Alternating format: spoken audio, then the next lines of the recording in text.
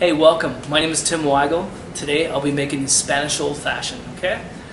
Why I think this cocktail is so great? Well, first off, when I talk to the average guest, they're not quite too sure how to take sherry sometimes. They're like, oh, my grandmother uses it to make, in her recipes, or they think it's really sweet.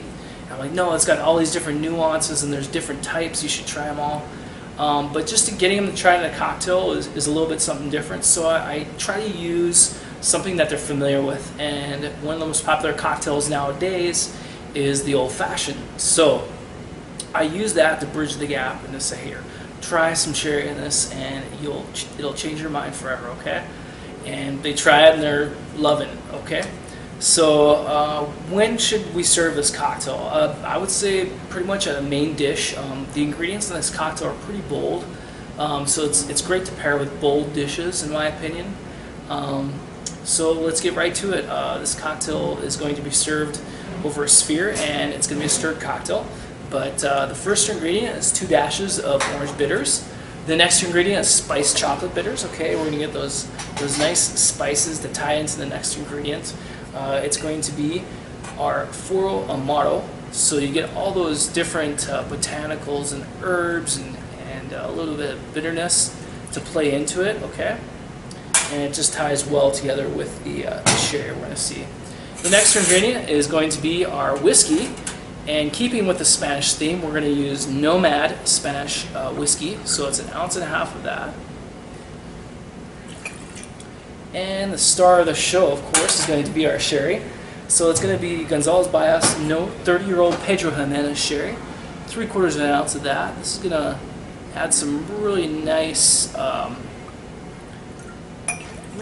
nuances of raisins and plums and those deep, rich fruits. Dark cherries that we associate with sherries. Also, you're going to get some nuttiness from the oxidation, and it's a perfect complement and just ties everything together. Plus, people always think in an old-fashioned you need a sugar cube to provide the sweetness. You don't need that sometimes, and this cocktail just proves that point, and it drives home the point that this cocktail is great. So again, like I said, it's going to be stirred, and I think a perfect dish to serve with the Spanish Old Fashioned is a great dish that we have here. It's an entree at Hakkasan. It's called the spicy prawns. Again, seafood goes great with with sherries, especially finos.